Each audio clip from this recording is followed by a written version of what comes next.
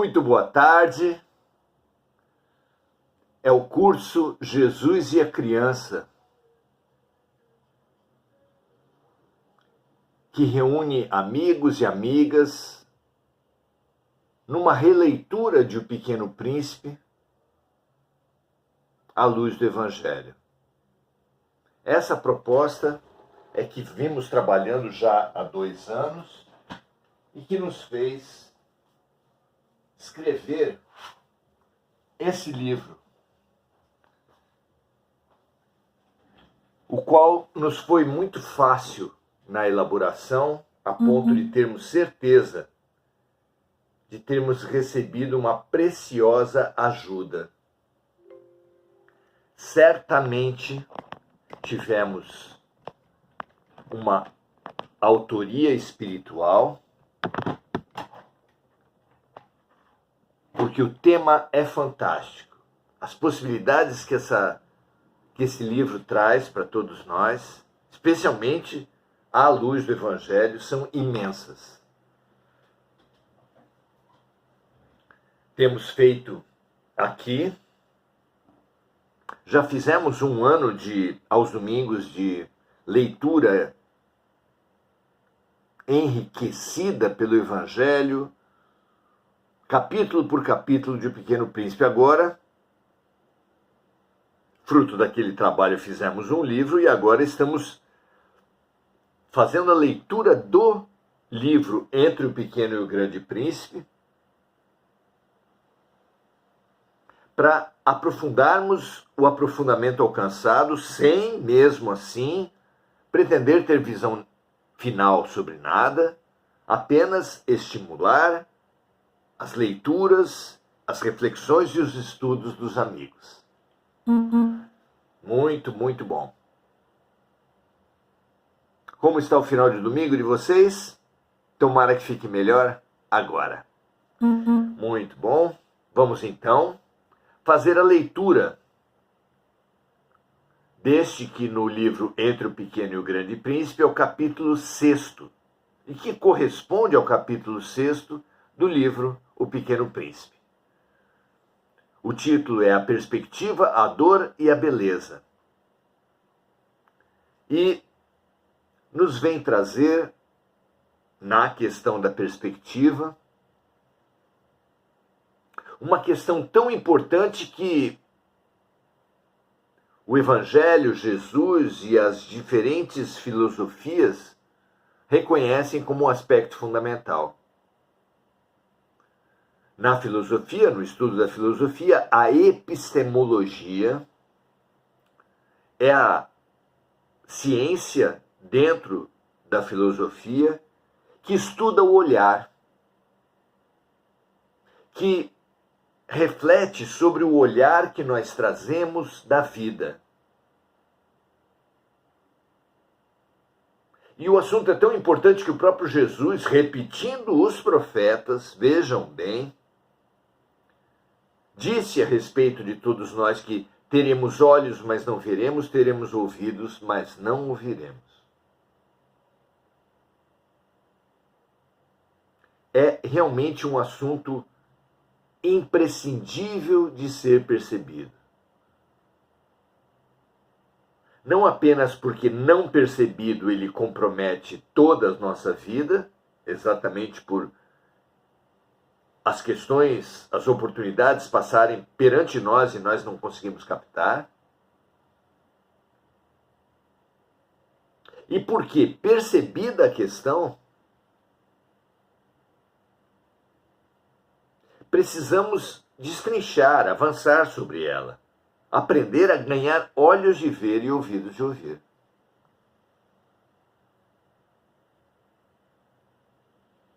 Porque a nova perspectiva, o olhar a vida em profundidade, é a chave para a nossa mudança. Nenhuma filosofia, nenhuma religião por si muda nada, mas pode mudar tudo. E não porque você pagou o dízimo, porque fez um rito, porque usou uma roupa, porque acostumou-se a um rótulo. Não. A boa filosofia, a boa religião, o que fazem por nós é nos dar uma nova perspectiva. Com esse novo olhar perante a vida, tudo mudará, sem que mudemos nada. Padres, pastores, filósofos, palestrantes espíritas, ninguém faz a mudança por nós. Se alguém espera que frequentando a sua instituição, na volta, os anjos, os santos, os espíritos, os orixás terão pago as nossas contas, terão lavado a nossa louça, tire o cavalinho da chuva. Mas eles podem, se nós permitirmos, fazer muito mais do que pagar as contas e lavar a louça.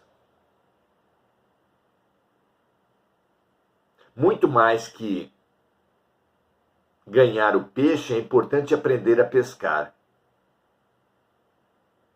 E com a perspectiva da eternidade, com o olhar do infinito, tudo mudará.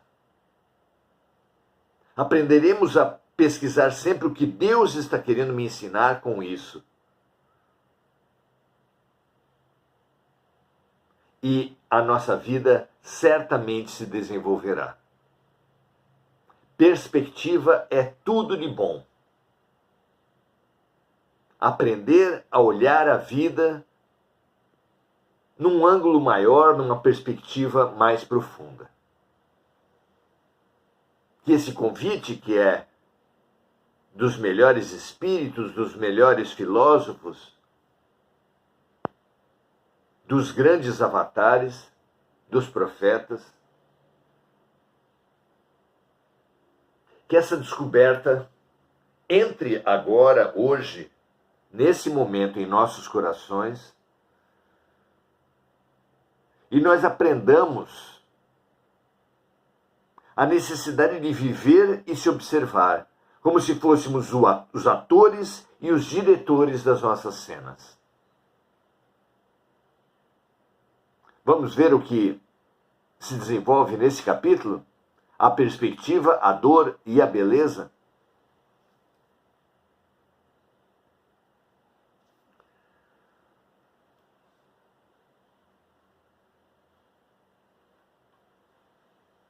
Nesse capítulo,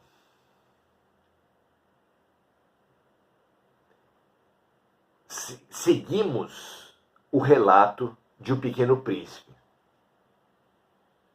E ele diz, com saudades do seu planetoide, do seu asteroide, do seu planetinha, ele diz assim: lembrando-se de seu amor pelo pôr de sol, o nosso pequeno quis vê-lo em pleno dia. Imagina, nós aqui ao meio-dia querendo ver o pôr do sol. Rindo quando percebeu ser impossível. Claro que não. É que no planeta dele, Pequeno Príncipe, de tão pequenino que era, quando ele queria ver o pôr do sol, ele apenas afastava a cadeira. Imagine você num planeta tão pequeno que você, de frente para o sol se pondo,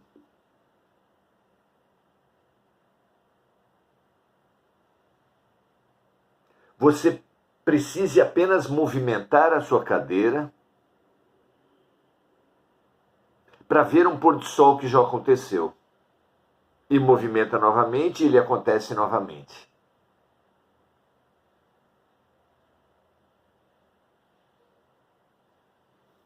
Então, lembrando-se de seu amor pelo pôr do sol, nosso Pequeno Príncipe quis vê-lo em pleno dia, rindo, quando percebeu ser impossível. É que no planeta dele, de tão pequenino que era, quando queria ver o pôr de sol, ele apenas afastava a cadeira. As pessoas grandes têm estado tão fascinadas consigo mesmas. Nós temos estado tão idolatrantes de nossa máscara, de nosso falso eu, e tão arrogantes em nossas ideologias, ciências, filosofias, religiões, que essa lição, do ponto de vista de que com pequenas alterações do ponto de vista podemos ter enormes ganhos, simbolizada no Pequeno Príncipe, que adorava o pôr do sol e que conseguia, com um mero afastamento das cadeiras, vê-lo, o pôr do sol, novamente e novamente e novamente.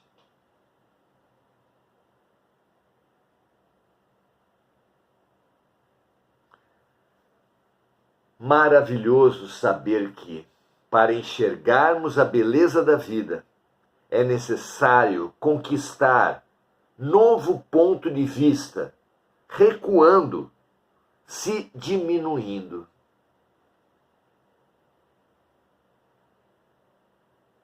O ponto de vista da honra, do orgulho, do egoísmo,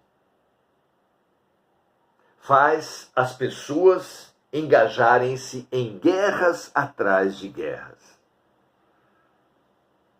A guerra entre as nações, as lutas comerciais, as disputas das religiões, as disputas esportivas.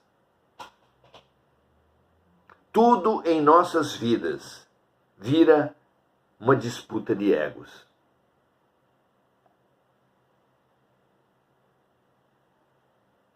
Então, olhar a vida num ponto de vista de humildade, num ponto de vista que nos coloque, nos situe como crianças espirituais, é o que nos permite, como crianças espirituais, aprender, crescer, nos emancipar, nos desenvolver.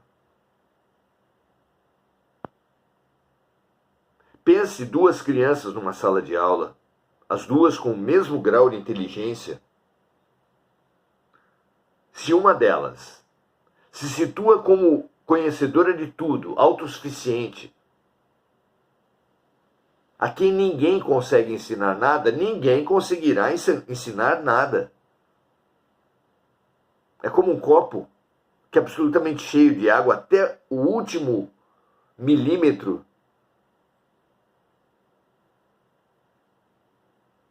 Esse ser humano, se receber uma gota de um conta-gotas, precisará transbordar uma gota, pelo menos, de um conta-gotas.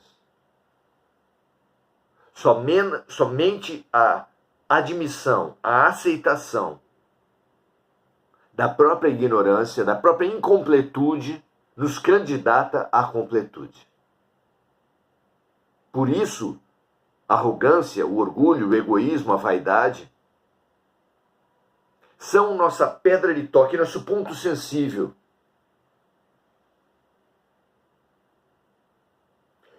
Intoxicados por esse ponto de vista do ego, impermeabilizamos-nos para todas as formas de aprendizado e transformação. Então as pessoas grandes, fala-se aqui no livro, têm estado tão fascinadas consigo mesmas e tão arrogantes em suas ideologias, ciências, filosofias e religiões, que a lição mostra-se importantíssima. Maravilhoso saber que, para enxergarmos a beleza da vida, é necessário conquistar novo ponto de vista, recuando, se diminuindo. Tenho certeza que a maioria de vocês sabe que um psicólogo não pode realizar um atendimento psicoterápico, promover uma psicoterapia de pessoa com a qual tenha um forte envolvimento afetivo. Cônjuges não podem ser psicoterapeutas de cônjuges, pais de filhos e filhos de pais. nada que esteja tão próximo nos dá a objetividade necessária para bem olhar e bem enxergar uma situação, uma pessoa, uma relação.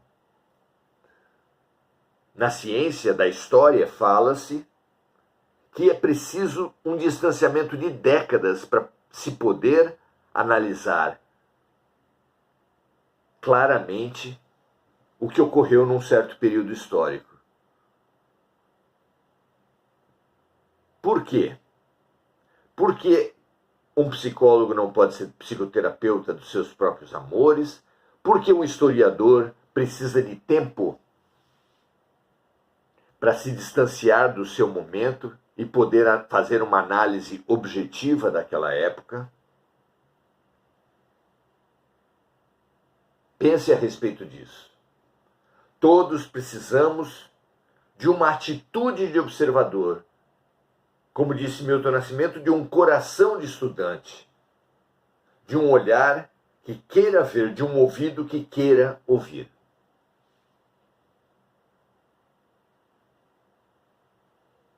Essa postura, essa conquista é realmente imprescindível para todos nós. Apesar disso, apesar de Sócrates falar só sei que nada sei, apesar de Jesus receitar a humildade como primeira das grandes bem-aventuranças que conduz a todas as outras, apesar de praticamente todos os avatares, os luminares, os grandes instrutores espirituais terem vindo à Terra numa posição de humildade, como os pretos velhos, e que mesmo quando vieram à Terra na posição de ricos poderosos, deram um cavalo de pau na sua própria vida para se libertar dessa posição dos ricos e poderosos. Veja a vida